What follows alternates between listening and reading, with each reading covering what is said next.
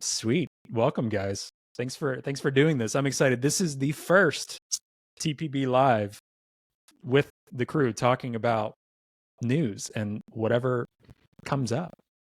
And we'll try to keep an eye on all of the different Zap stuff going on and things like that. But yeah, do you guys want to go around, say who you are, why you're here, what we're going to talk about? But no, we can just go around and say who you are. Give a shout. Well, I think we have to start with Evan. I guess I'm on the top left, or am I on the top left for everybody, or just me? You're on the top. It doesn't really matter. You're still left. I guess. Fair enough. I'm Evan. I built and host the website, provide technical needs here and there when needed. Yeah, moral support, I don't know. Mostly the website. Oh, and memes. So I'm Daniel. I've been in Bitcoin for quite a while. I met Evan back on Twitter back in the old days. And I've been following your work, Trey, for a long time, your writings for Bitcoin Magazine and other advocacy work you've been doing. So I've been a big fan of your work, and also just followed the Progressive Bitcoiner podcast back when Mark was hosting. Some of my friends actually have been on that podcast. We had John Logan, who's a member of the Harlem Bitcoin crew here in New York. He actually was interviewed on the podcast. I think it was exactly a year ago. It was like November of 2022. Which was right before I joined Nostr. And it was actually before, I'm trying to think back now. He might have actually been on earlier, but it was sometime around that time. He joined Nostr afterwards as well. So we've all kind of begun to move over there, and as we left Twitter during the great Twexodus. And I followed your work for a while. You and I connected in the spring, and you were interested in seeing if I'd like to be involved in the creative work for Progressive Bitcoiner. Of course, jumped on that opportunity because I've always kind of felt like the podcast needed a facelift, needed a little bit of a more elevated brand. That's kind of work that I do. So I came up with a logo that is now the official logo of the podcast, and we're going to be probably building on that brand to try to make this the most educational and interesting and informative podcast series in Bitcoin. So wow, heard it here first. Yes, someone has to do it. Yeah.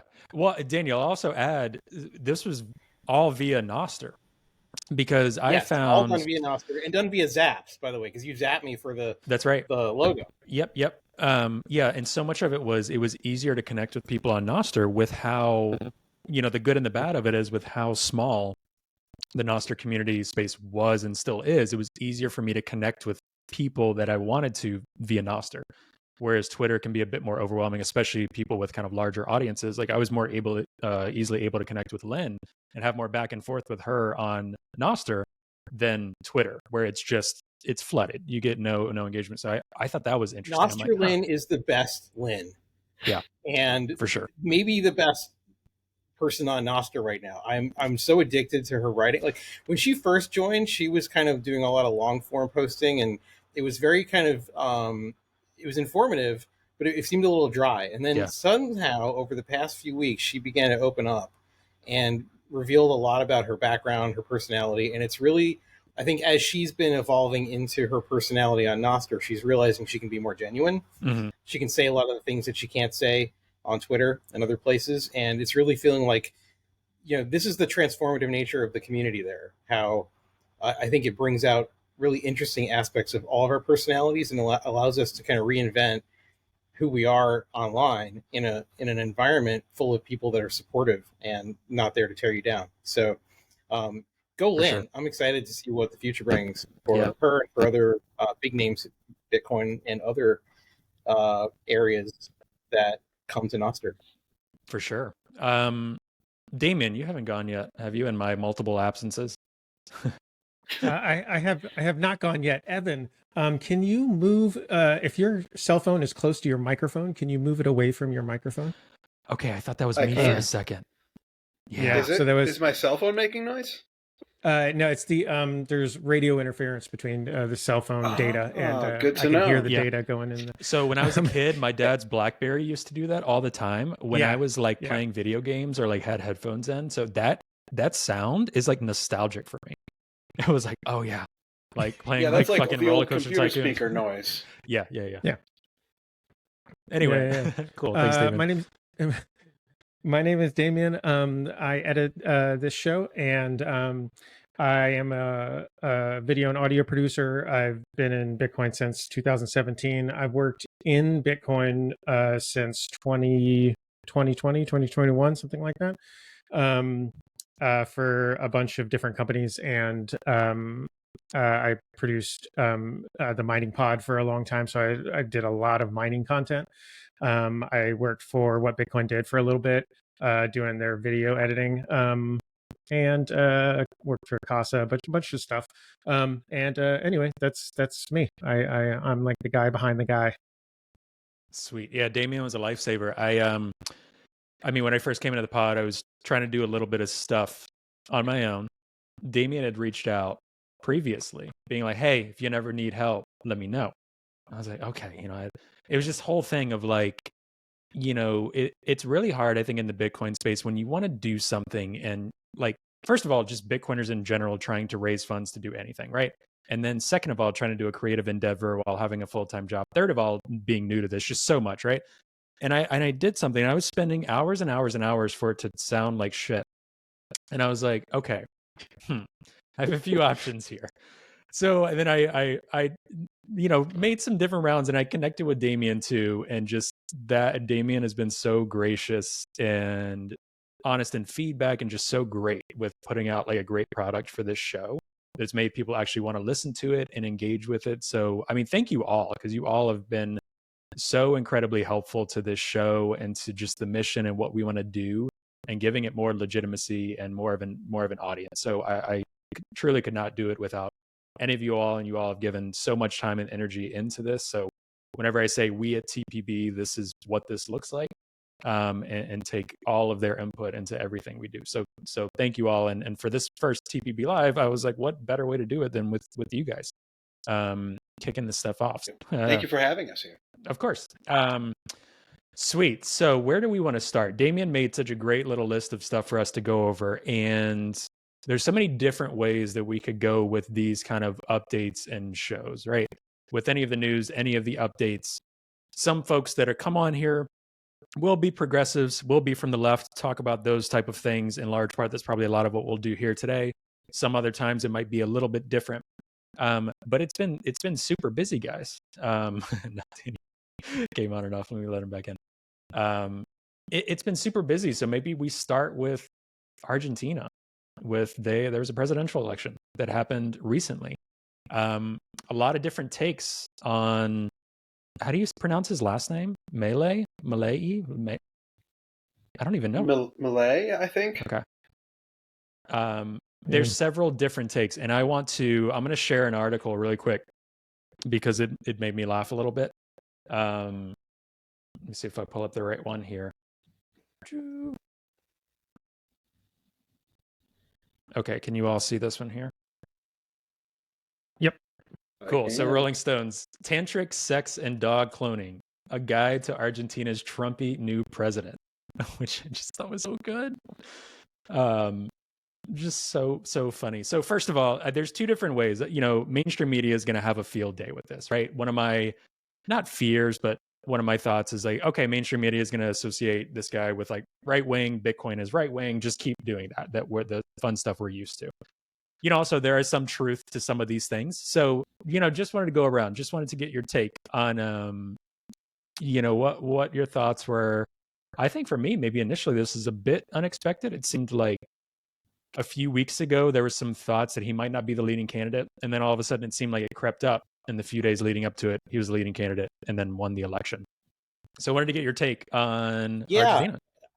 I was shocked by that because I didn't expect it. I also don't know how Argentinian elections work. And like, I'm very uneducated on that process. But I had thought that a few weeks ago he had been in the running, but he lost I guess it was the primaries. and then their elections are really quick, right? Like he kind of came out of nowhere and suddenly got more than half the vote. And what's interesting is like the parliamentary system in Argentina, like his party doesn't control parliament. Like they have like a 14% control over parliament. So he's going to have a lot of work ahead of him to try to get his policies enacted. Like he can talk all he wants. He's definitely like really out there. They call him El Loco for his ideas. He's got the chainsaw. He's got his whole persona, like the strongman character. But if he really wants to get stuff done, he's going to have to work with other parties and try to get them on board, or things are just going to fall apart. And I know that Argentina is a country where at one time I think they had like 5 presidents in a week. So, but you know, even that, like, it's still it shows that there is I think a groundswell for change and populism, which might leak over into other countries. Like maybe Tucker will run for president in the U.S. and maybe he'll be inspired by this. So we just don't know where it's going to lead, but it's still interesting. On one hand, like I like that Bitcoin is being spoken about in the media now. I don't like the fact that it's always associated with sort of far right figures, especially ones that have like really atrocious policies on social issues like abortion and LGBT issues. Like those are things that I think don't belong in the sphere of Bitcoin. Like the personal side, the things that people do, or the freedoms that people enjoy to be themselves. I don't think that really is part of at least it's not what I signed up for when I kind of went down the rabbit hole. Like I'm here for the monetary revolution and for helping the world get off of this debt standard that we're on. But I don't really subscribe to a lot of the kind of extremist positions that you, I think, see in the mainstream Bitcoin discourse. So interesting to see where this leads. Yeah, for sure. Damien. I think I'd jump in here.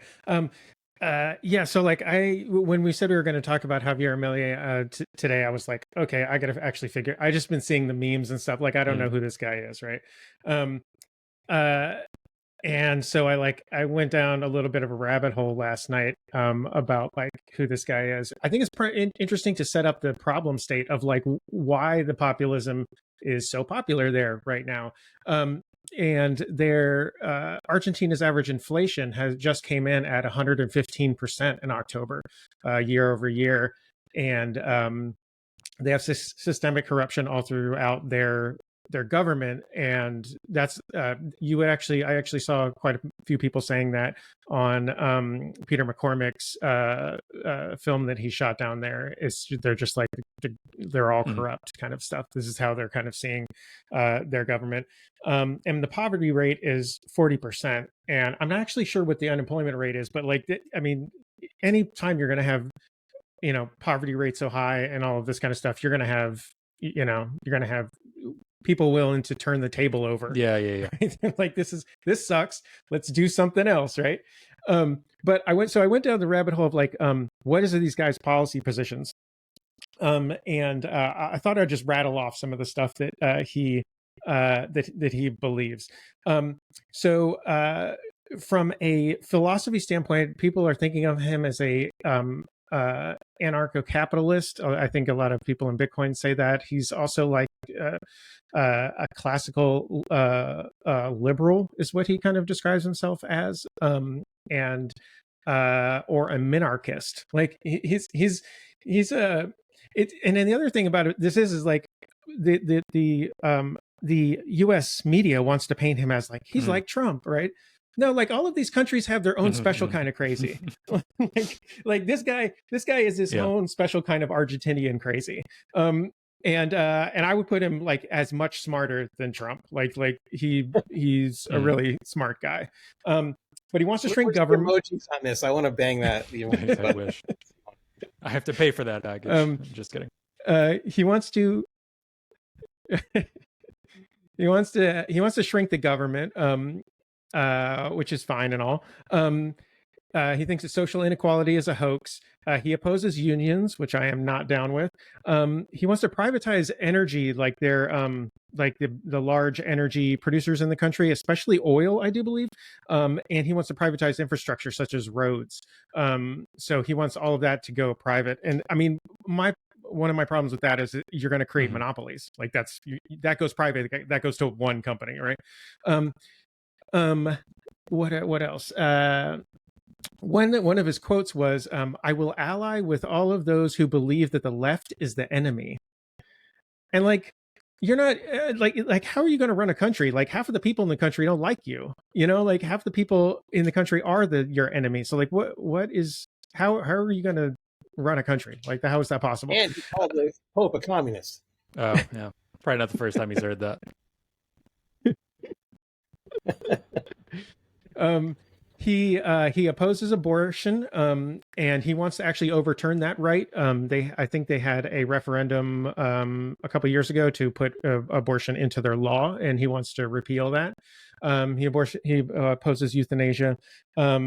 He interestingly does not care about gender, any like LGBTQ stuff, gay rights. He's just like, that's none of my business, which is kind of refreshing from I saw that. I'm like, okay, it's like he's just like hands off. I don't care. Oh, see, I didn't even realize that because, again, I haven't followed that closely. I just, maybe I should have done a little more research. But, like, that reminds me a little more of the Gary Johnson style of libertarianism in the U.S. Like, he would, when he was running for president a while ago, his catchphrase was always, "I'm fiscally conservative and socially liberal." And, like, that was my introduction to libertarianism, actually, was like, oh, that doesn't sound so bad. And then, like, at some point, the scales got tipped, and suddenly, a lot of the people who follow that sort of path also tend to have like very distasteful views on trans rights and LGBT. So it's refreshing to know that he's not one of those. Yeah, he's kind of classical libertarian. Whatever you do is your business. He's okay with suicide. Like, he's just like, if you want to kill yourself, that's your business. If you want to do all kinds of drugs, that's your business. If you want to, love and marry who you want, that's your business. And I'm like, okay, I can't argue with that. Stop selling the guy. He's already elected.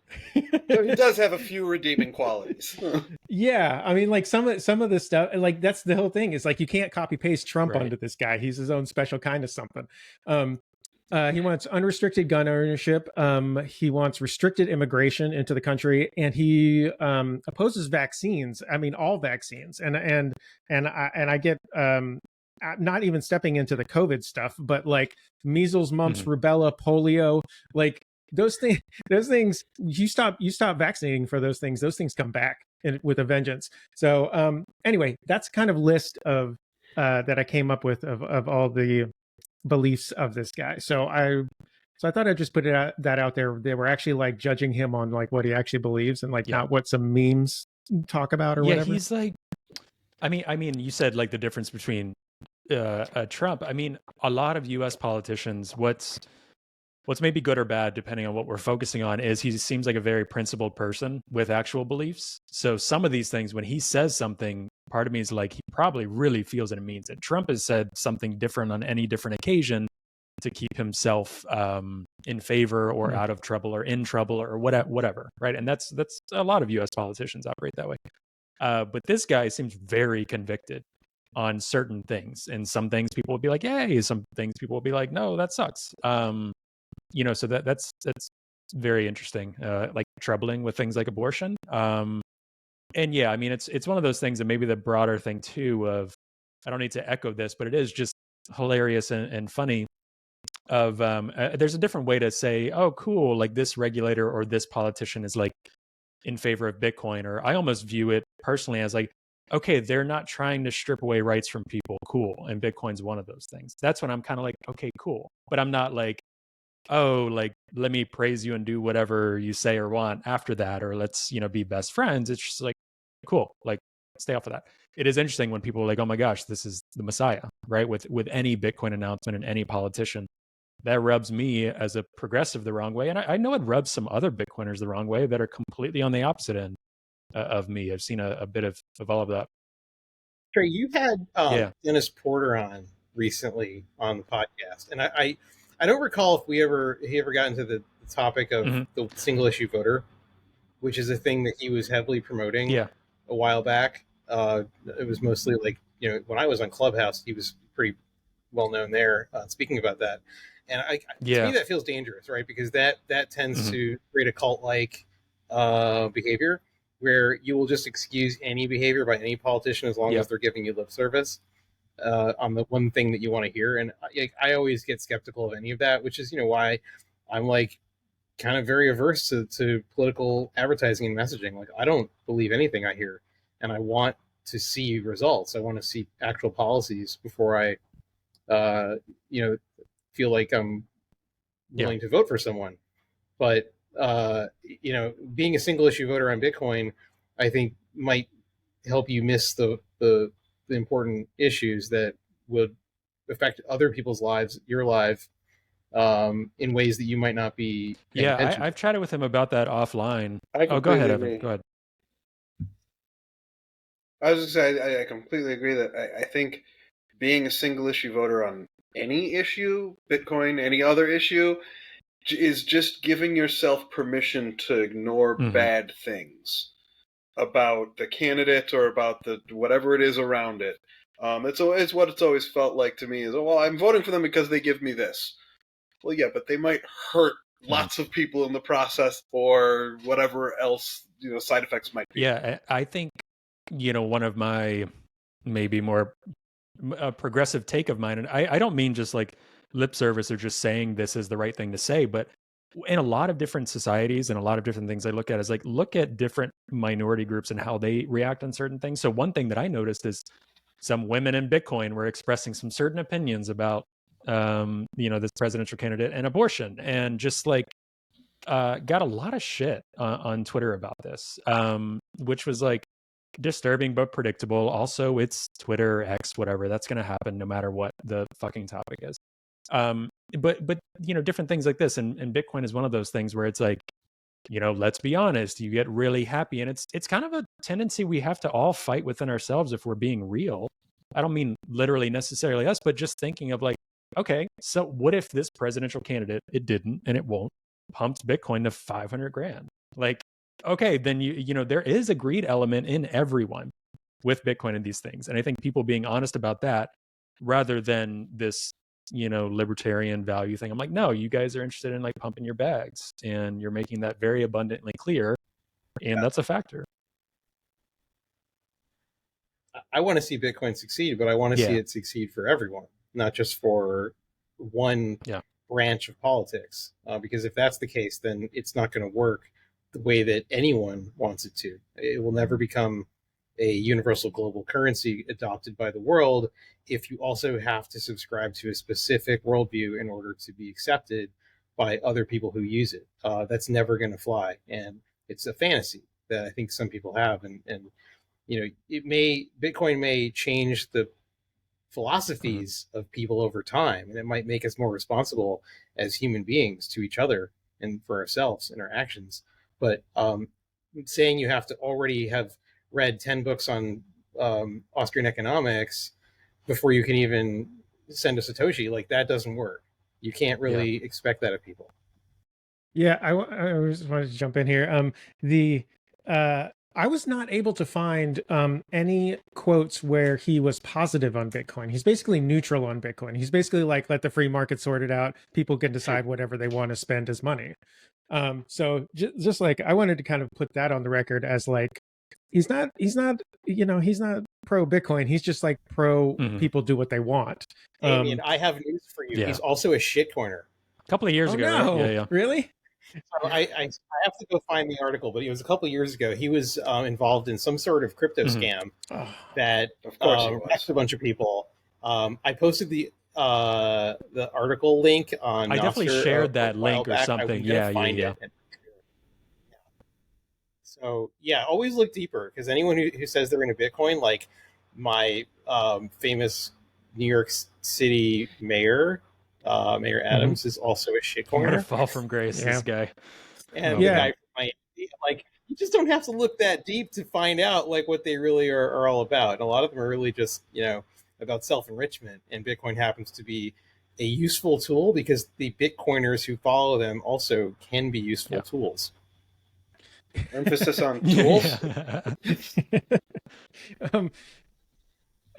Yeah, I mean, like, my thing is, I've been a little bit disappointed to see Bitcoin, like Twitter Bitcoin's reaction to his presidency, and just basically any politician. Like, I feel like we keep setting ourselves up to be disappointed. Like, politicians suck.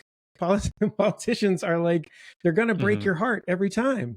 So it's like we keep falling in love with the next politician that says anything about Bitcoin, and I think we're just gonna kind of keep paying the price for it. One thing I wanted to bring up is that he said central banks are a scam, which is like, it's a great quote. It's a great, that's bringing the fire. But and he wants to dollarize the country, which everybody knows about. And a lot of the argument is that the country already is dollarized, which it basically is. Basically, like, the dollar is the store of value. Their local currency is like the medium of exchange, kind of thing. But like, if central banks are scams, like, he's just trading off his central bank for United States' central bank. Like, and I'm just like, I don't know. What do you guys think about that? I just think it's a little kind of, okay, well, you're trading one thing for the other. I think it's the populist in him. I think some of that is just saying things that people want to hear, that will get you the votes you need to get you in power. And I think that summarizes frankly, a lot of what he says. I agree. I think, unlike Trump, he's very convicted in certain things, but like Trump, he's willing to say certain things just to get the power he wants. Yeah, that seems to be it. Yeah, I mean, I think what's so funny, I mean, it's not funny because it's just it's a human instinct. Like, I've said it a few times on the pod and other places. Like, I grew up in a fundamentalist Christian background, so coming into Bitcoin, that's probably why I started off in this like social layer. I mean, my own background, but just being so averse to it and wanting to like scream about it, and then I calmed down a bit because I'm like, oh, I got to sustain this and I actually care about Bitcoin. But seeing the not to put anyone's religion down, but seeing the religious and cult-like elements of Bitcoin was like apparent from like day 2 for me. I was like, oh, this is going to be something I have to contend with. If I care about what Bitcoin is as a tool for humanity, I'm going to have to also contend with this. And it's the same thing with these political idols. I mean, so it makes sense in terms of like, is this always going to be Bitcoin's path? I hope not. Because to reach mainstream adoption, we'll have to get out of that at some point, and that'll probably take a long time. I think it can disappear as quick as it formed. I am sure Daniel could back me up on this, but there wasn't always that cult-like obsession around Bitcoin only and Bitcoin maximalism. It kind of popped up after the block size war during the bear market of 2018, 2019. But before that, I mean, yes, there were people screaming from the hilltops, Bitcoin only, but there wasn't a vitriol for shitcoins. I don't even think I'd heard the word. Well, shit. no, they were called altcoins back then. There weren't that many, and altcoins, like in the early days, like there was like Litecoin, Peercoin, Namecoin, and Dogecoin, and that was all you had. Maybe a couple other things came along, but there wasn't, right, like you said, it was more about like curiosity, exploration. I remember going to an early Bitcoin meetup, and they were talking about this thing called colored coins, which it was like a way to it's very similar to kind of what's happening with ordinals now, where you can kind of like isolate certain data on the Bitcoin blockchain and associate it with an asset or a token. That idea was really fascinating to me because also I was new to the whole thing. Like, I didn't know what any of this was going to lead to. And I remember Andreas Antonopoulos, he gave the talk that I think I credit with giving me, my orange pill moment, where he talks about the possibility of everyone being able to create their own token for themselves. Like, these are ideas that came out of the early 2013 through 15 era of Bitcoin. And it wasn't until Bitcoin Cash, block size war, Bitcoin X T or whatever it was called, 2X. I don't even remember. There were so many different like Segwit 2X. Segwit 2X, right? All those things from the block size wars that have created, I think, really tribalized us, right? Now you've got like people who are like really serious, diehard BSV people, and there's still a Bitcoin Cash element in the world. And every time someone complains about the Lightning Network on Twitter, they all pounce on it and they're like, "See, I told you, layer 2 doesn't work." And so, everyone's got their tribe. And I think a lot of people also got badly burned during the ICO era and things that happened in the 2017, 2018 bull market. And that, I think, forged a lot of people in Bitcoin maximalism, which, is, I think, in some ways healthy because it helped expose a lot of the scammier products. But it also can, I think, cause a really kind of a tunnel vision reaction in people where you're not willing to accept ideas from outside. And so the more you kind of stay in the echo chamber, the harder it is to see what's really happening in other people's lives. So, I still think that it's important to only advocate for Bitcoin because it is the only asset that really can be trusted fundamentally. It's decentralized more than anything that pretends to compete with it. But I think we have to understand that people have to come to these conclusions on their own. They're not going to just listen to what we say. And if we are talking about Bitcoin, it's one thing. But if we're talking about all these other kind of divisive issues and then making that the culture of Bitcoin, it's going to make people, I think, tune out very quickly. I just wanted to throw in a fun fact here. Fun fact. Vitalik was hired to write the white paper for colored coins. And he came back with a draft of the paper and they were like, well, this isn't our project. What is this? And he's like, oh, well, that should be your project. He basically wrote them a different kind of white paper than they were actually constructing, and because he knew better. This was before Ethereum and stuff, and so I just want to throw that out there. Fun little fact. It's sort of like when Mark Zuckerberg wrote Facebook on the Winklevoss, on the money they were paying him. Like, no, sorry, this isn't what we asked for. Yeah, it's Speaking better. of, I'm gonna get better at segueing at some point for these things. Our lovely friend CZ. Before you move to that topic, did you get the TikToks I sent you? So I was on another work call right before this, so I saw them, but I didn't click on it yet. Of Melee, yeah. I'll have to. All right, well, make sure you watch them. No, me neither. I'm not a TikTok my friends in my generation of millennials are like, you gotta get TikTok. I'm like, I look at I guess reels are like boomer reels now. They're like TikToks you get 2 weeks later on Instagram, and I send them that. They're like, yeah, I saw it on TikTok 6 months ago. That's funny. I'll have to check them out though. All right, so show of hands, who saw this coming with CZ? Saw something coming. I have to admit something. Okay, my wife, who's not here right now, but if she were here, she would be saying it louder than I am. She called it before I did. She's like, I think CZ's going down really soon, and she said this back earlier in the year, and I was like, I think he's going to hang on for another few years, maybe one more cycle. Nope.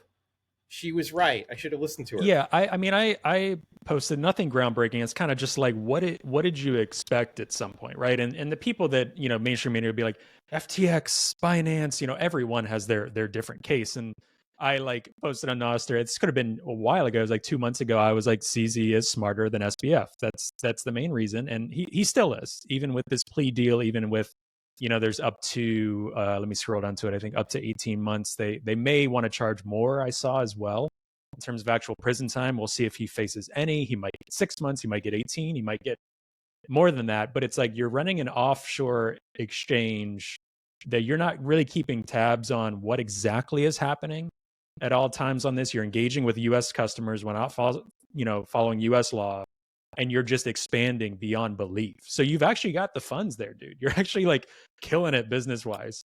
but like you're just saying fuck you to world governments everywhere, and you can't really do that to the US government, and it's going to catch up at some point. So it's like, I mean, it blows my mind that he would have the ego or thought that this would end any other way. And honestly, I still think it ended pretty well for him. Like, one of my favorite things, I think it was in his tweet, that I won't pull up, but he was like, I look forward to being an investor in like Web3, DeFi, this and that. And I almost posted like, oh, the fuckery is going to continue. Like, it's always just gonna, like, dude, you're going to go to prison, come back out, and then keep finding way. It's just the ego of some of these individuals. I mean, maybe that's putting it naively, but I don't know. That was my only thought. I'm like, I don't think so at all. I think, unlike Sam, who is going to be gone for the foreseeable future and isn't going to come out of prison and have a job lined up for him, CZ's going to be a CEO 6 months after getting out of prison of or he'd be some like other Balaji crypto empire. Or he'll build something new up with funds that no one even knew he had. Yeah. They're only he's going to be fine. They're only making him step down from the company for 3 years. That's still less wild than one to me. cycle. So he'll be here for the next one no matter what. And he'll probably be who picks his temporary replacement. Yeah, I didn't realize it was that they had that 3-year thing on there. It kind of reminds me. I draw a big distinction between CZ and Sam, in that CZ is charged with a bunch of, you're not doing things the way we as a global community do them. Other than some of the DOJ charges. This is mostly about KYC law. It's about money transmitter stuff. It's about like, you're not integrating into the system and putting all the safety precautions in place that we want, so you don't deal with terrorism, narcotics, sanctions evasion, all this kind of stuff. They were also kind of helping VIPs get around that and stuff. But like, this is not kind of like just running away with all the money. But I was thinking, like,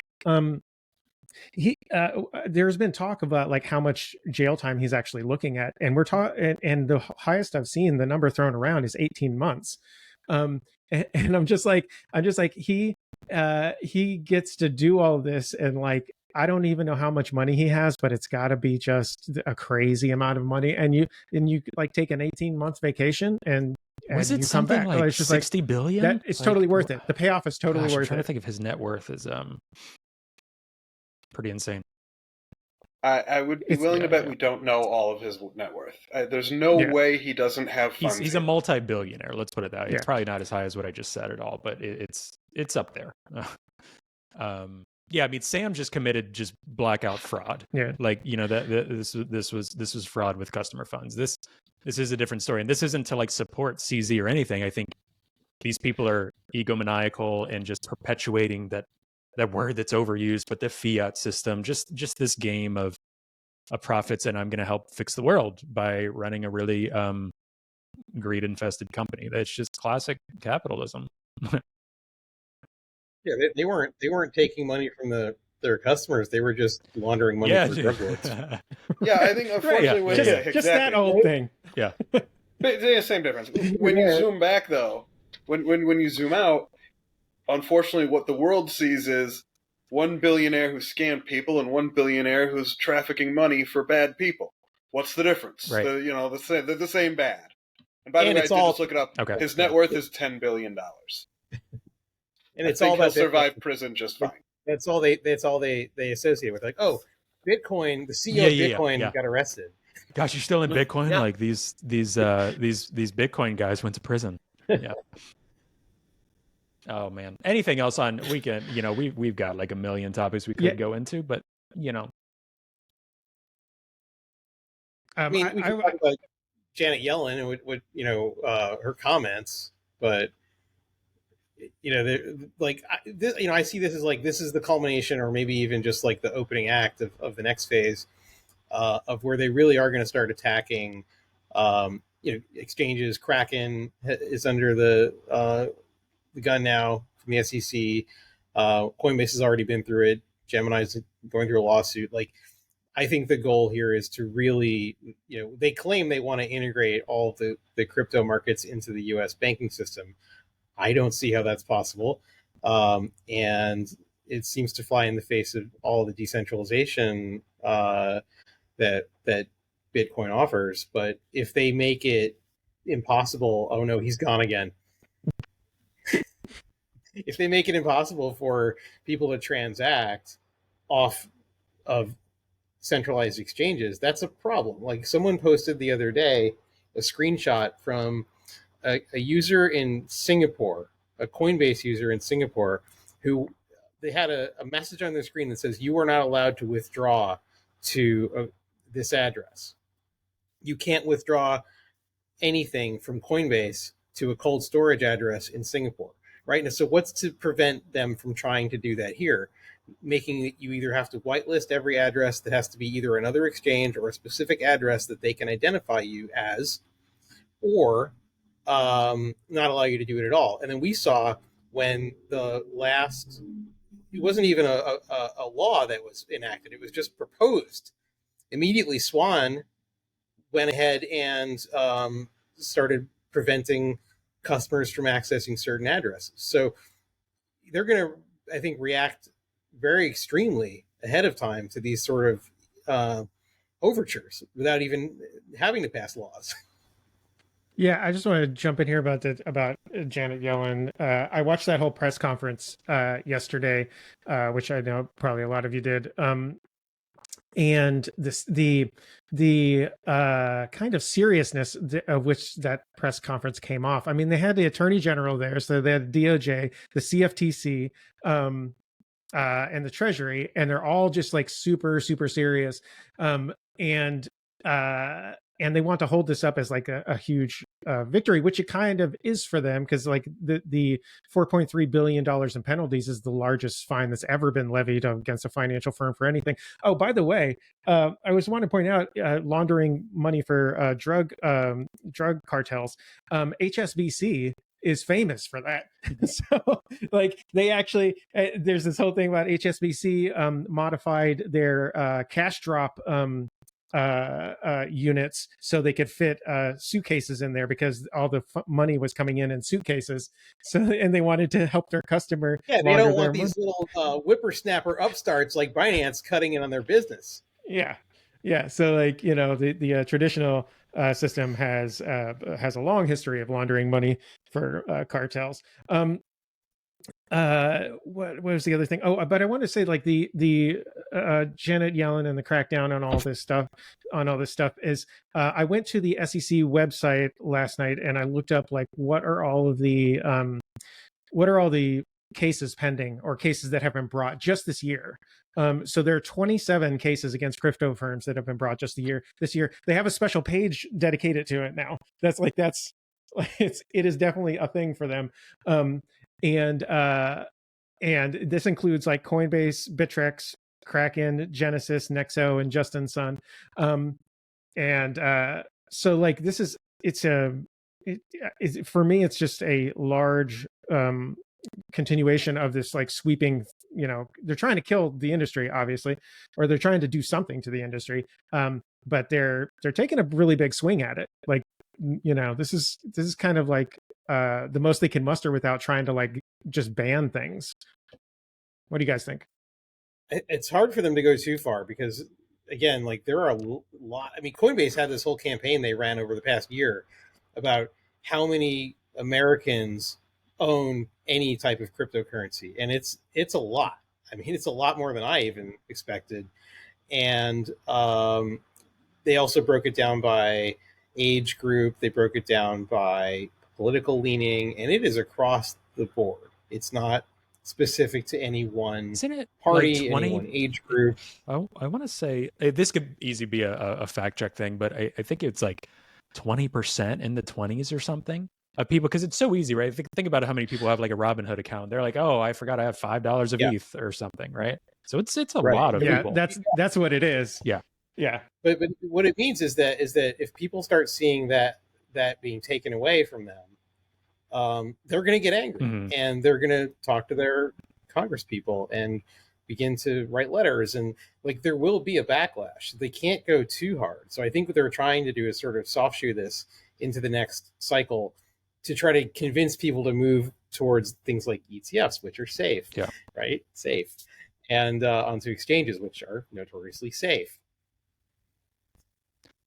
Yeah, I mean, well, the thing I just want to go ahead, Damien. go ahead. I was going to say, I was just going to answer the question of what's next. Sorry, we keep running over each other.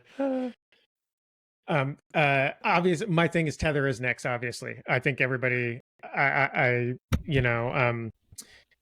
was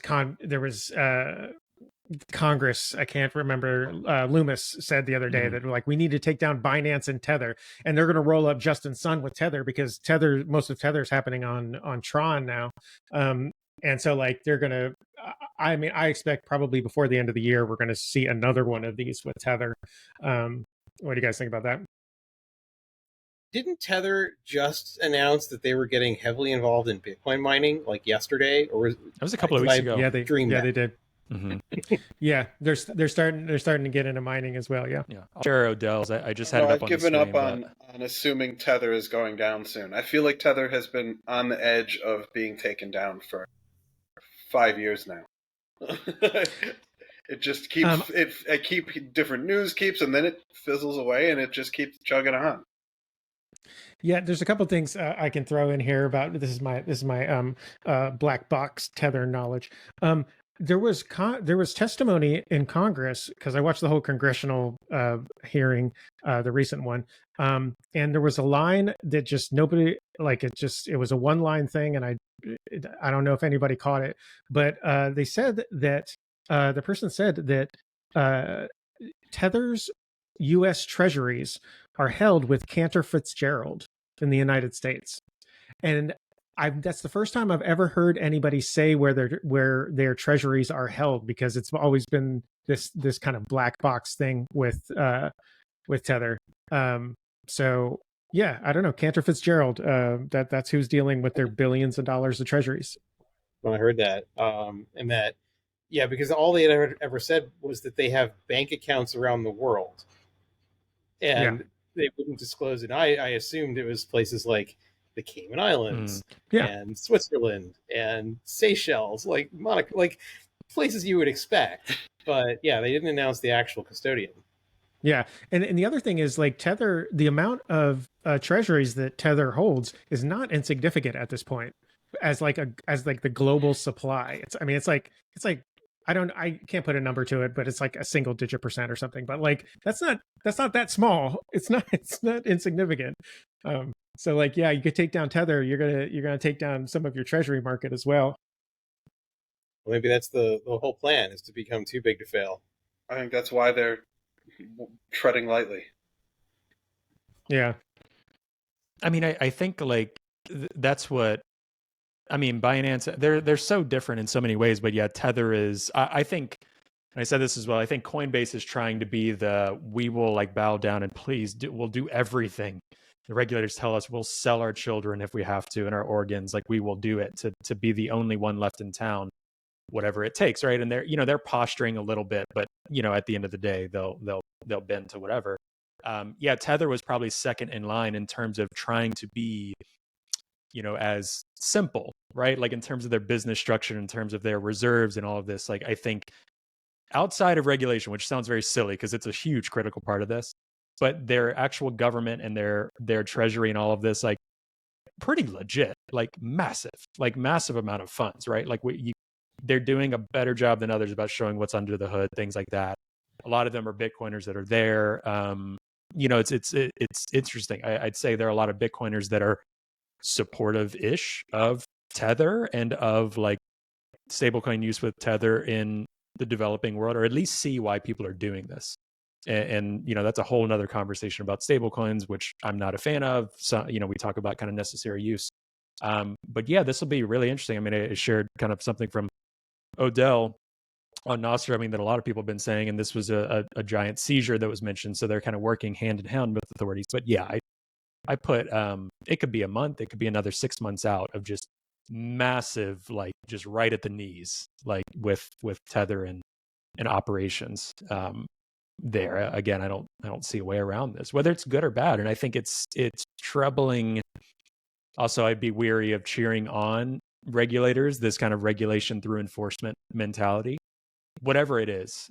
It's just back towards that, I think, a bit dystopian, bit authoritarian approach that we've seen with lawmakers in the US and thus around the world following suit. That's the part that worries me. So anybody that's cheering, oh, they went after this crypto firm, this and that. Sure, some of these guys are scamming, whatever, but the way they're doing it is not like a very constitutional, democratic, let's cheer this on. It's very troubling for me going forward. I don't have a lot of hope there going forward with some of the regulators. It's very anti-innovation. It causes things like FTX to go to places like the Bahamas where they can get away with anything, and then more people get hurt because they are not doing it legally in the U.S. So I think it's actually causing more problems by overregulating in the U.S. Yeah, I would agree. I wanted to. We got a few minutes left. I want to go. I wanted to, unless there's anything more to ever say ever again on Binance. Just kidding. Be regularly occurring topic. But I wanted to. Hold on. Let me for dramatic effect. Oh, here we go. All right. Our fearless leader, Joe Biden, celebrated a birthday recently. Had 81 candles on his birthday cake. Very meme worthy. Made a joke about how old he is, saying that, union workers should get their overtime, which I thought was a strong move.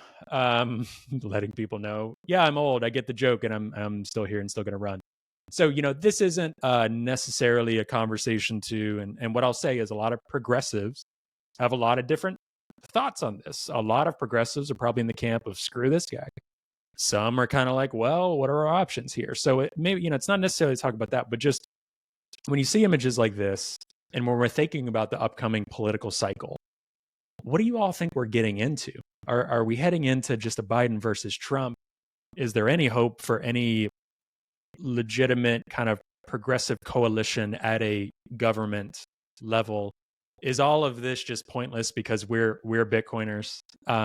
What are you guys feeling going in? These will be a reoccurring conversation with many guests and many panels going forward. What are your thoughts heading into this election cycle? Well, I don't feel good. This image is so funny to me. I'm sorry, I just can't get enough of it. Right, you saw I posted the response. This is fine. Yeah, so good. Oh, I should have done that one instead. Hold on, let me look it up really quick. Look, I like that they're trying to make light of him being the age he is. It's a problem, though. I mean, it's a constant, and it's not even like it's like. I think I don't remember who I was listening to. It might have been Bill Maher that was saying something along the lines of, I think he would do great governing in a second term. I think he will be a great president. He doesn't have it in him to run again. Like you need energy, you need youthfulness to be able to do this. And while Trump is more or less the same age, he looks and acts more youthful. And I think it's going to hurt him. And it's not going to be fun. I'm trying to search on Noster. Yeah, and I think it risks falling into the trap that we've been in before. Like, okay, so why did Biden win in 2020? It was partly because of what had happened with COVID, and partly because of a lot of other, I think, really distasteful. Yeah, there's so good. Really distasteful things people had seen from the Trump presidency, like all the anti-Muslim backlash, all the nonsense at the border, like all these things, these social issues, and not to mention the fact that, he got 3 Supreme Court justices in during his presidency that were really pushing hard right policies. So I think, it was sort of teed up for Biden at that point.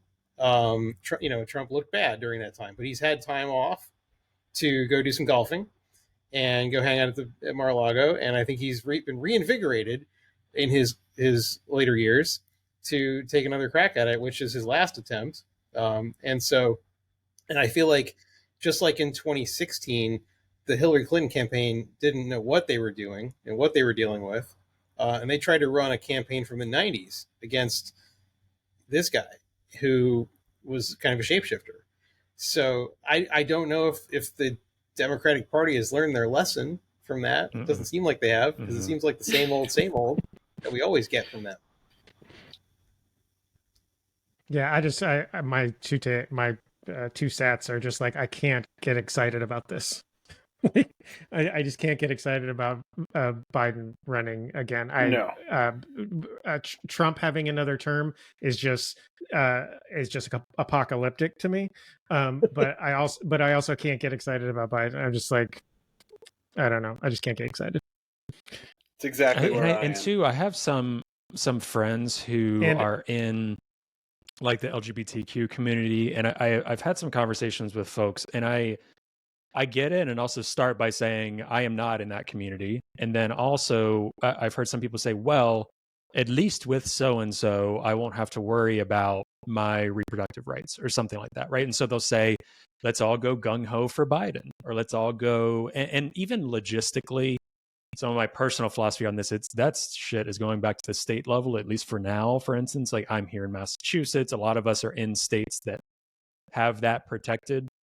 So fortunately, unfortunately, I'm like, take a look at your state elected leaders. And that's kind of the way to go right now, even though I think it should be federally. So I've had some tough conversations, and it reminded me of the Hillary Bernie conversations that I used to have with friends as well, just on like, well, we got to go with who's going to win. And at least they're going to protect this. And it's like, not necessarily, but also I see where you're coming from, because in one way, because that is your identity and that's something that's been such a dangerous element of your life, you're a single issue voter on that. Now that makes more sense to me than like a single issue Bitcoin voter. So I understand, but I have heard that from some deeply left folks who would not consider Biden at all in their camp, but say, when compared with blank, and when I'm looking at my life, I'm scared, so blank. You know, that's I've heard a lot of that as well. Oh, and by the way, Democrats don't have anyone waiting in the wings to be That's the next problem either. Like, there's not going to be Gavin Newsom. Yeah, I hate to burst your bubble. I don't think Gavin's got a future in no one's going to vote for him. Politics. He would have been a great candidate in like 1992. Would have given Bill Clinton a run for his money. That's what I'm saying. It's like it's very old school thinking, and it is, I think, an epidemic that has affected this party. There's just no youth and no sort of nothing to reinvigorate anyone and get anyone excited. The last time anyone saw that was Obama. I think part of that is that the youth aren't allowed to be there. There's no youth in leadership in the Democratic Party. It's a gerontocracy. I was just going to say, I interviewed Gavin Newsom, a while back. He's like a super smart guy. I don't, let's put it this way. I don't hate Gavin Newsom. I'm not excited about Gavin Newsom either, though. But yeah, I've interviewed him before. So, is it too late to get Arnold? Well, I mean, back in the what year was it? Like, it was in like the 2000s. They tried to groom Arnold Schwarzenegger to run as a Republican candidate. They wanted to change the Constitution. So forget about Larry Hogan on the no labels ticket. Or no. But like, when are we going to, as a country, learn that we can actually vote for candidates who aren't of a major political party? And yeah, now we've got RFK Jr. running as an independent. I don't see him getting anywhere close to a majority of the votes. So, at very least, it could be more like a spoiler candidate. But who's he spoiled though? Country, probably Biden, but Biden's already spoiled himself. It's hard. I don't know. It's hard to know. It's hard to know.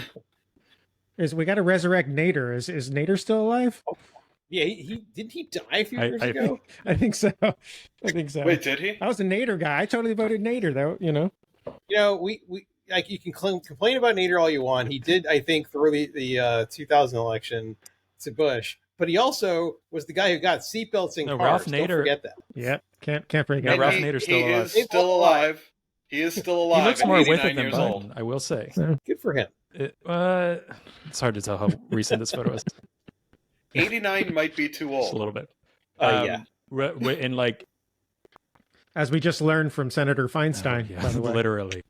Was she 90, 91? Or was she 89? Supreme Court Justice Ginsburg. Yeah, let it. Yeah, I don't even get me started. Ginsburg. Yeah, that she should have stepped down like way before. Dude, can we that. just acknowledge how crazy it must be to be a woman in politics that old and the shit they have seen throughout their life and to still make it to that age? Oh my God. Like how the resiliency. Oh my goodness. That Jesus. I wanted to in the last like Ruth Bader Ginsburg's mother was born without the right to vote. Ruth Bader Ginsburg was born without the right to vote. No. Crazy to think about. No. Was she? Yeah. I mean, closer than not. I wanted to in the last yeah. Closer than us. I wanted to in the last couple of minutes too, because just all of you kind of saying what I expect and what I've heard from most people, whether they're, especially when they're in Bitcoin, because part of the reason we're in Bitcoin is because we see a problem and like there's not many great solutions.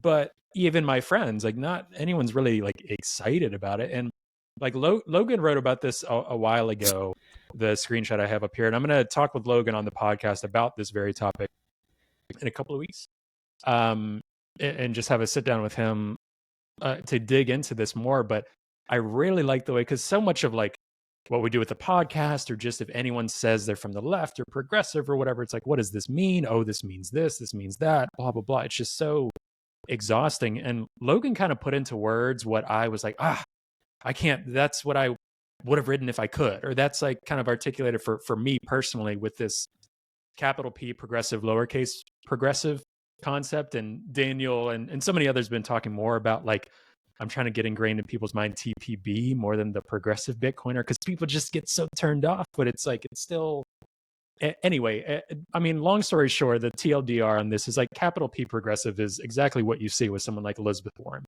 or like even before that, like a Hillary, not really, but just you think of a politician or an establishment view, or like you have to think this or else, right? And kind of adopting more of that lowercase progressive values, the progressives that were like, yeah, politicians suck. Like you were saying, Damien, like, why are we putting trust in these people? Like it's a whole like counter movement to systems that fits in very nicely with Bitcoin, right? So when people talk about like, how can you be a progressive in Bitcoin or this and that? Well, some ways the government handles things, or the Democratic Party does. I don't think it aligns too well. I don't think this overreach on privacy and financial freedom and all of this fits well with Bitcoin at all. I think it's completely opposed to it. Some of those people might call themselves progressives. Well, Logan has articulated it, and I'll keep trying to push out this message more and encourage people to take a look at the article on that. So I'm curious if you guys think in terms of those things as well, how you even feel about associating with, I don't love to associate with a label. Like I'm not walking around constantly thinking, oh, I'm a progressive. It's the name of this podcast. And I think it suits it well for a number of reasons, but everyone's identity is so convoluted and complex. But I'm curious how you all thought about it.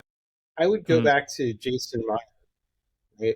I would think back to Jason and what he said in the title of his book, which is very specific. It's not the progressive case for Bitcoin. It's a progressive's case for Bitcoin, because there is no one progressive ideology or politics.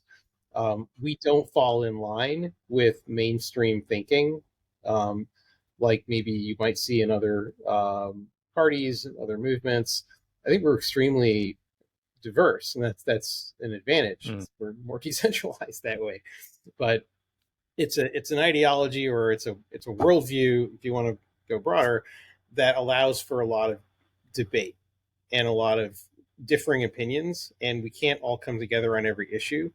And I see it as really important to bring the ideas of Bitcoin and decentralization and financial sovereignty and personal responsibility to a left-leaning audience, because these are messages that they might be averse to, but might not realize they actually align with when you begin to look deeper.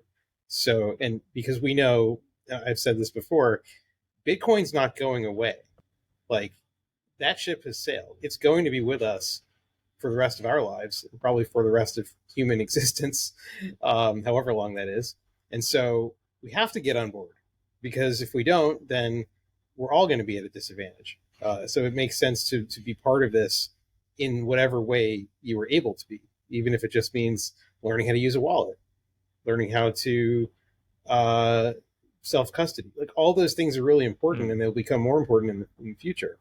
And also learning the difference between Bitcoin and everything else that's out there that pretends to be better or faster or more decentralized or greener than Bitcoin, which as we begin to unpack that, realize that those are false claims. So that's where I stand on it. But I also say that like being a quote progressive Bitcoiner or a progressive in Bitcoin is a great way to be hated by both progressives and Bitcoiners. Very true. Damien, Evan, would you agree with that? What Daniel just said? I mean, yeah, I point to Jason and just his book and even just that concept so many times, right? And obviously we're teaching some people, especially in the Bitcoin community, some very basic things. Like all four of us on the call aren't going to agree on everything or from the left. And there's so many different spectrums. Shout out. There's the book right there. But yeah, going forward to, just thinking about Bitcoin, you guys have been in Bitcoin longer than me. Like I really dug in deep with just Bitcoin, like early 2021. This progressive ideology or kind of being of the left or anything like that, is that kind of a similar value to you?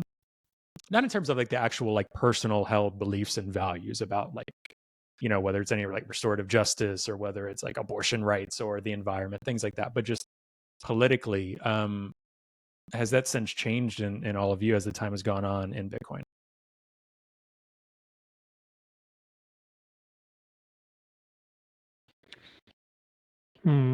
I mean, I'll speak here, but I don't think it's going to be very satisfying for anybody because it's really not satisfying for me. The past 4 years, I don't even know what a progressive is. Like I started working on the show, and I'm like, when Anita Posh was like, "What's a progressive?" I was like, "What the hell is a progressive?" And like so like I don't even know how I identify anymore. And the left right culture war stuff has left me really just kind of jaded and kind of adrift. Like I don't know that like a lot of the way that we've been framing things for the past kind of 2 decades or something is going to serve us very well going forward. I talked to I think you guys have had the same experience. I one of the things I do is I organize bit devs in LA, and I also go to like a lot of Bitcoin barbecues and stuff. And especially when COVID was going on, and like the people I was meeting and the things that they were saying, I was just like, man, like I can't, like I am not in the same place that this person is. So I've come to this place in Bitcoin where I'm like, when I meet a Bitcoiner, we agree on like 2 or 3 things, and that's like around a monetary technology, maybe a couple other ideas, but like all bets are off when it comes to other social issues. People can be, I would very often run into people who are like, I'm a libertarian, and then they would be like, I want to control women's productive rights, and I'm like, those things don't go together. So like so like I don't know. I'm hoping that we can have a future where we can reframe some of this stuff. I just don't think that a lot of the ways we've been thinking about ourselves and talking about issues is really that productive, because I do think when I talk to people who are very on the other side of the spectrum from me as far as cultural issues go, we agree on most stuff. It's that old stuff from the 90s, like we agree on most things. It's like 5 things that we disagree on, and like I'm just hoping that we could come up with something better than what we've been doing, because what we've been doing kind of sucks. I'm just going to second all of that. I don't like label. I used to call I used to have labels for myself: progressive, liberal, Democrat, whatever it may be. Just the last couple of years, I've always been very alienated from the right wing, but far more alienated on the left as well now, who seem to have lost sight of actual progressive values in favor of like fake progressive values that look good on Instagram or TikTok or whatever it is. And it just, yeah, I don't feel like I belong. I don't feel like there are politicians speaking to that. But I also don't know how to fix it. I feel like we've been stuck in a place as a country for 20 or 30 years now where we just keep pushing more space in the middle and alienating anyone in the middle, and making sure that all of our policies and all of our politicians are coming from one extreme or the other. And it's not working for me, and it's not working for Bitcoin. The ones that do it, even bring it up, I think are doing it to their own ends, not for a real understanding of the benefit it could have. And as you guys know, the fact that the right seemed to latch on, the libertarian right seemed to latch on to Bitcoin sooner than all others, it's alienated the left. And now the left can't see some of the environmental and social benefits that it can bring to the world simply because, well, the right likes it. So obviously it's, not for us. Whew. Yeah.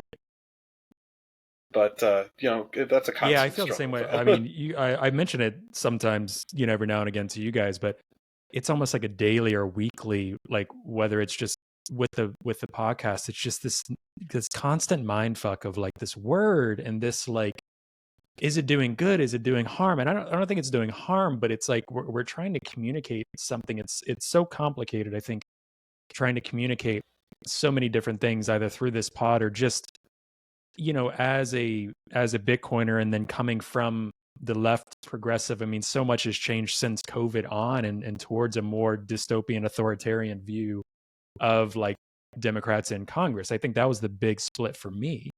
But then, like you said, Evan, being alienated from the right. So there's just language just falls short on this. So yeah, I'm not looking for a radical, design name change, Daniel, or, anything in terms of like pivoting away from like, I think the ethos is what it is. And my hope is just having more conversations like this, where we kind of describe how we're feeling about a word or feeling about politics or whatever, and just doing more of that and having more people hear that. My hope is that we build a new coalition of what the progressive left used to be and maybe find more of a home in Bitcoin for those politically homeless people. Would be a real dream. Yeah, I would agree with that. And I would go further to say that we get to define what the label is or what the term is. If we want to give ourselves a label, if we even want to give ourselves one. But we are the generation and the generation to follow, if we choose to be, that get to be the ones that decide what the word means. And we don't have to go back and look at the past to try to fit some framework that already exists. And as more people discover Bitcoin and as more people become more politically aware, there might be an alignment. And we may find that there's an opportunity to introduce these both topics, which, when I first designed the logo, like if you remember what I said in the description of the logo, it was like these two opposing ideas that actually have a lot of overlap. And that's what the idea behind the symbol meant. Where, it's a first of all, it's a place for discussion. It allows us to have a conversation. And second, allows us to find the places where we agree. Because nobody disagrees on everything. So it allows us the opportunity, I think, to begin to define what we want progressive to be. And we just have to be more willing to hold that torch. I agree. I think that's a good place to end off. Yeah. And I think it's a good word. What, progressive? Yeah, I think it's a word that has a long history, certainly in America, but around the world. And like Daniel said, it can mean lots of different things, has throughout history, and will, just like every other word, continue to change as time moves on. But yeah, we can kind of, I guess, use the progressive Bitcoiner to show people in what ways Bitcoin is a lowercase p progressive technology. Yeah, absolutely. Wow, this was fun. This was technologically challenging at the beginning. I already know what people are watching on Zapstream right now. Even with that, like I can tell it's not, the quality isn't as high. Probably how many people are watching on Zapstream? Come on, like 5 right now. So hello. It's working. Okay. Oh, it's up to 6 Yeah, because you know I what's just funny opened is it. on Twitter it actually stopped because I think if you set it for an hour, it only goes to that maximum amount. I mean, it was just there as kind of a placehold. I can extend the time Oh. there, but really, I want to keep using Zap.stream. I want to support the ecosystem and sats. YouTube has held up better during this conversation. I know that. So we'll see. But anyway, thank you guys so much for jumping on the day before Thanksgiving to do this, to test it out, for all you do with the pod, and for me. I know a lot of people appreciate it more than just me, and I'm looking forward to more of these chats. And hope you guys have a fantastic Thanksgiving.